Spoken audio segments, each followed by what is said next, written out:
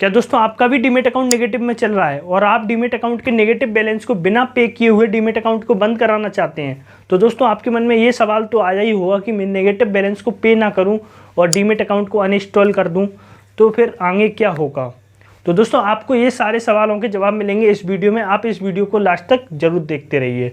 Hello दोस्तों, मैं हूं शिवराज राठौर और आपका हमारी वीडियो में स्वागत है। दोस्तों हमारे डीमेट अकाउंट का बैलेंस नेगेटिव में जाने के कई कारण हो सकते हैं। मैं आपको उसमें से कुछ मेन कारण बता देता हूं, जैसे कि एएमसी चार्ज। एएमसी चार्ज का मतलब होता है अकाउंट मेंटेनेंस चार्ज, जो कि ब्रोकर पहली साल नहीं लेते हैं। कई ब्रोकर पहली साल नहीं लेते हैं, उसके बाद लेने लगते हैं। तो आपको पता नहीं चलता है कि एएमसी चार्ज भी अंदर अंदर आपके वॉलेट में माइनस में चल रहा होता है जब आपके पास कोई भी फंड नहीं होता।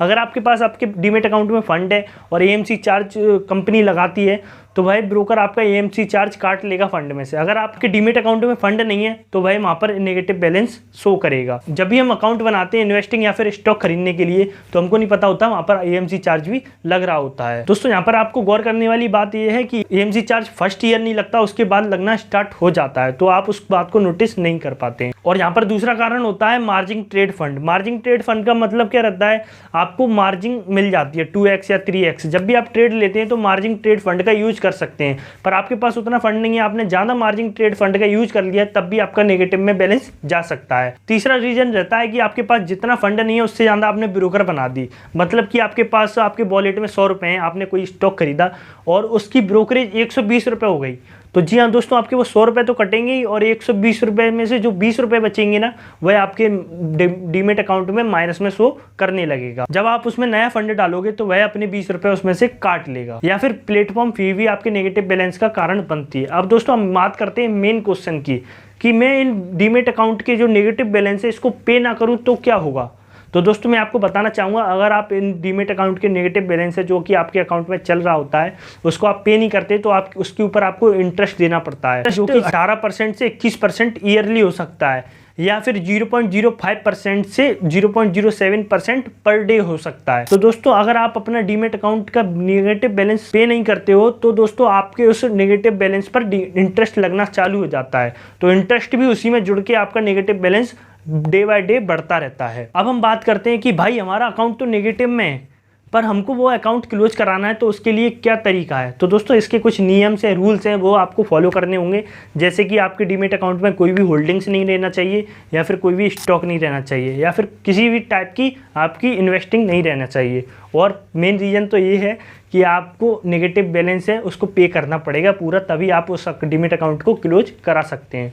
तो दोस्तों यहाँ पर सिंपल सा यही तरीका है कि आप अगर आपको अकाउंट डीमेट अकाउंट क्लोज कराना है तो वहाँ पर आप नेगेटिव बैलेंस को उसको पे कर दीजिए, तो आपका डीमेट अकाउंट क्लोज हो जाएगा। पर दोस्तों यहाँ पर कई लोगों के मन में एक और सवाल आता होगा कि भाई हम तो नेगेटिव बैलेंस पे नहीं करेंगे, हम उस ऐप को अनइंस्टॉल कर देंगे तो क्या होगा। तो दोस्तों अगर आप उस ऐप को अनइंस्टॉल करते हैं तो वहाँ पर कुछ भी नहीं होगा, आपका जो डीमेट अकाउंट का जो नेगेटिव बैलेंस है ना वो अंदर ही अंदर चलता रहेगा, आपको पता भी नहीं चलेगा। और मैंने यहाँ पर 2-3 ब्रोकरों से बात की थी, उनकी कस्टमर केयर से, तो मैंने यहाँ पर पूछा था अगर हम डीमेट अकाउंट का नेगेटिव बैलेंस पे नहीं करते हैं तो हमारे साथ क्या किया जा सकता है।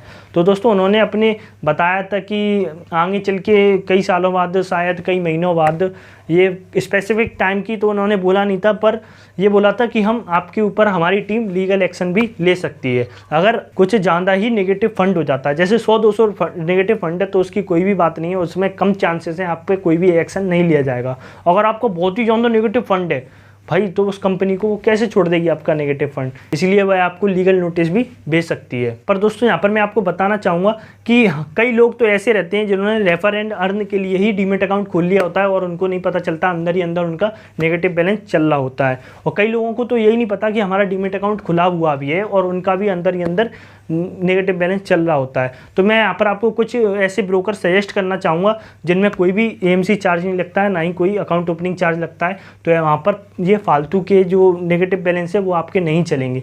जैसे कि पहले नंबर पर ग्रो हो गया, दूसरे नंबर पर धन हो गया जिसमें कोई भी एएमसी चार्ज नहीं लगता है, ना ही कोई अकाउंट ओपनिंग चार्ज लगता है। तो आप इनमें अपना अकाउंट बना सकते हैं, आपको यहाँ पर कोई भी बेफिजूल में चार्ज नहीं देना पड़ेगा। तो दोस्तों आज की वीडियो में बस इतना ही था। अगर आपको ये वीडियो अच्छी लगी हो तो चैनल को सब्सक्राइब कर लेना, वीडियो को लाइक कर देना। हम मिलते हैं किसी ऐसी ही वीडियो में, जब तक के लिए जय हिंद, जय भारत।